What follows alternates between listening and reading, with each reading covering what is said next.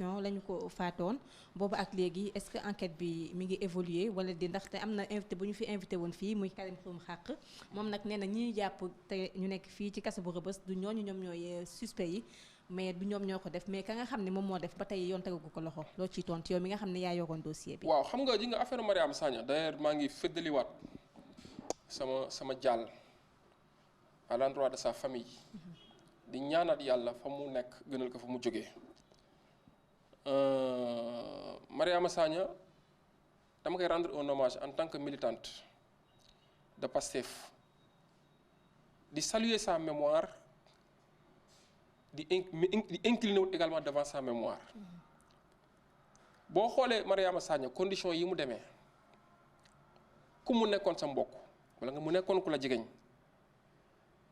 di nga ci interroger wu te ñun de façon responsable boo defee aligner les événements successifs qui ont précédé sa mort du ñu def loolu interroger wu et à chaque fois interrogation yooyu dañuy jàpp ne c'est des interrogations qui sont fondées Mariama Sagna bokkoon na Pastef Kër Massar jour bi bi ko yàlla jël moom bokkoon na ci ñu doon organiser meeting te meeting boobu yaakaar naa rajo yeeg télévision ñëpp a nga fa woon Mariama Sagna bokkoon na ci ñi mobiliser presque tout Kër Massar ñu génn mais meeting bi feesoon na ay nit yoo xam ne lay olof na foo sànni mbàtta mu tag Mariama Sagna fauteuil yi Ousmane Sonko toogoon ak man fi ma toogoon këram moo ko jëlee këram andi ko jour boobu am na way bu ñu fental Ousmane Sonko moom ak yeneen jigéen yi àndal ñoom ñoo ko fent pour rendre un hommage à Sonko Mariama Sagna meeting bi jeex na mu dem woo ay charretier wan leen këram ne leen ñëw leen ngeen yóbbu fauteuil yi charretier yooyu xamoon nañ Mariama Sagna mu ngi ci meeting bañ demee génn ci meeting bi xamuñu ku ñu waxanteel xamuñu ay interrogation la am nañ droit laaj mais Mariama Sagna ci condition yooyu 30 minutes après ñu wooñu nañu Mariama Sagna ndogal dal na ko faat nañ ko mais xam nga lu gën a garaaw ci mbir mi ñi nga xam ne ñoo fi toogal sénégalais yi di wax ak sénégalais yi représenté fi institution judiciaire yi mais kenn ci ñoom dafa jug def conférence de presse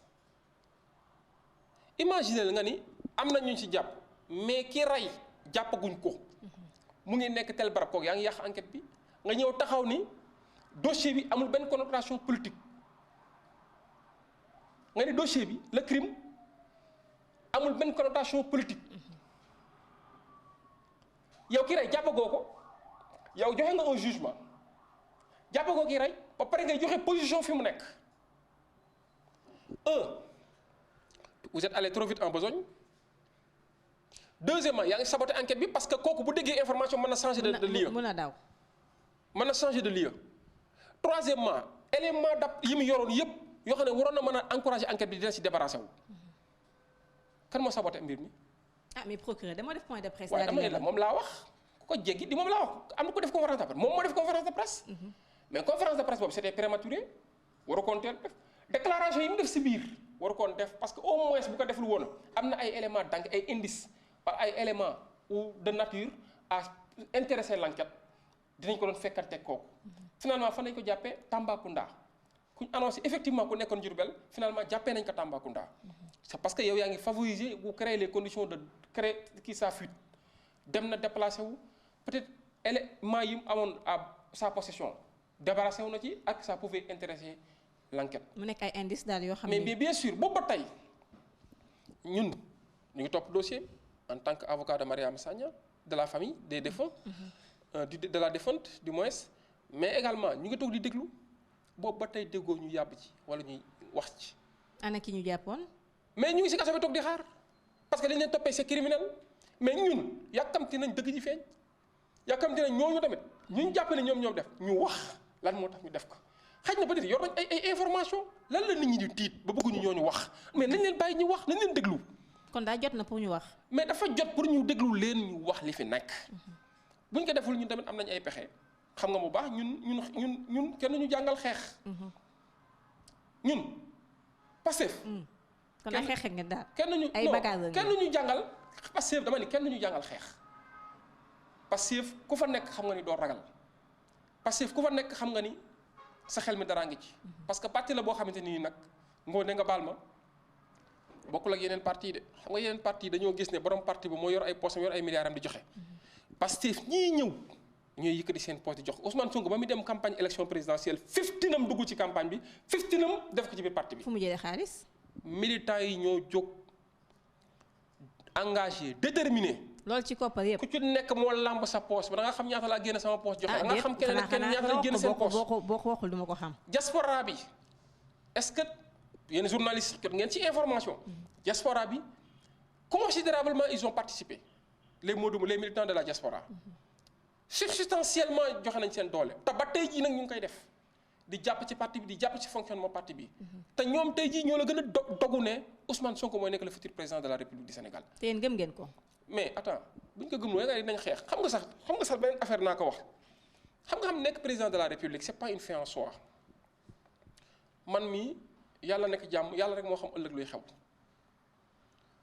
mais xam nga nit dafa am yaakaar sénégalais loolu ñoom ñoo ko yaakaar sénégalais ñoo yaakaar ne Ousmane Sonko mooy l'homme qu'il faut à la place qu'il faut loolu sénégalais ñoo ko yaakaar Sonko sax xaw ma li nekk ci akulaay taala lay wax xaw ma sax Sonko li nekk ci moom mais gis nañ ni acte bu mu posé muy gën a conforter cette thèse maanaam Sonko saa yu defee benn acte mu ngi dëggal ne li sénégalais yi wax dëgg la muy kii peut-être naturellement la koy def de façon désintéressée peut-être séntuwu ci dara peut-être mais mu ngi koy def te mu ngi jouer son véritable rôle nga may ma te yaakaar naa foofu laa jeexalee. xam nga fan yi passé dañ ma laaj ci benn plateau télévisé lan moo la bàyyi ci Sonko am na sax sama benn confrère bi wax mooy El Hadj Diouf mi rek. naan man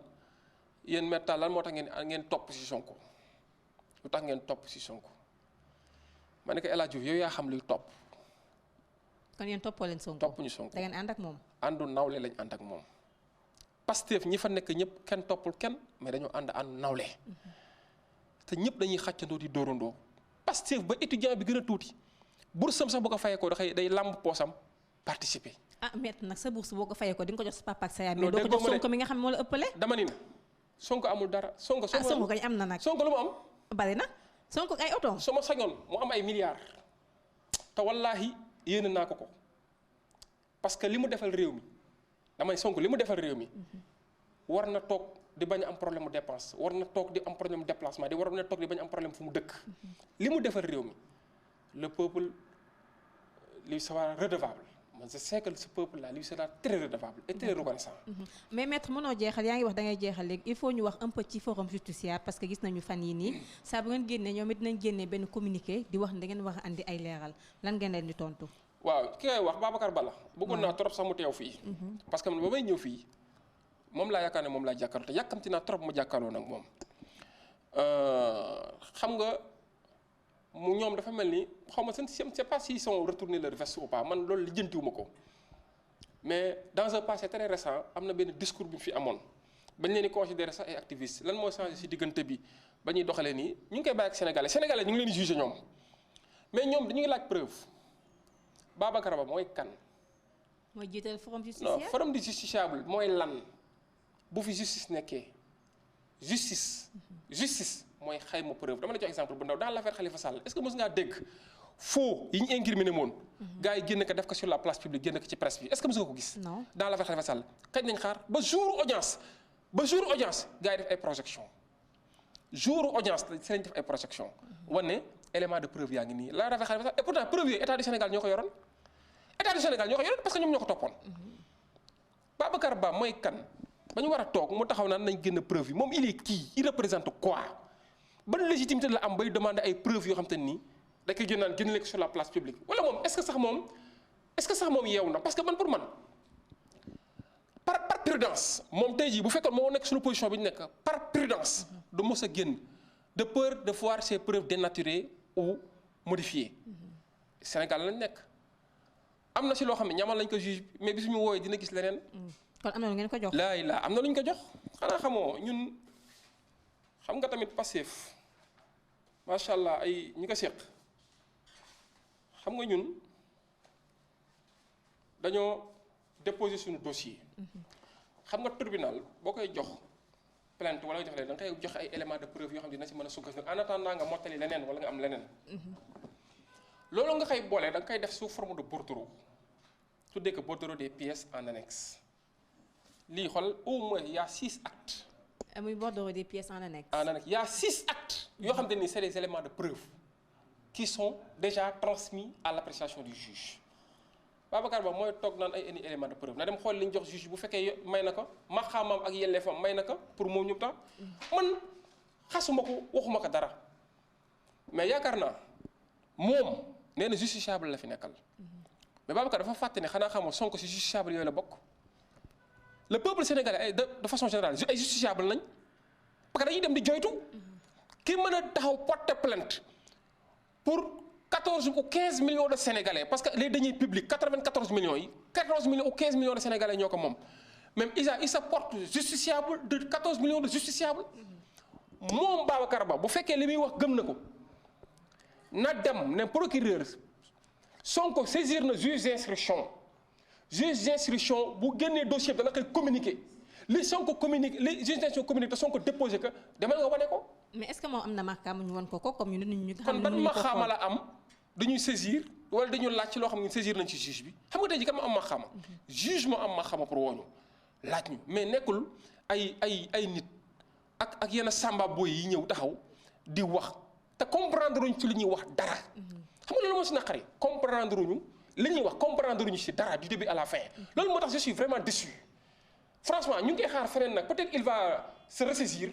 comprendre que le combat là c'est un combat du peuple c'est un combat de pas un combat de politiciens ni de combat pour des raisons purement politiciennes. D'accord. C'est un combat du peuple sénégalais. foofu bu fekkee mën nga ma may rek.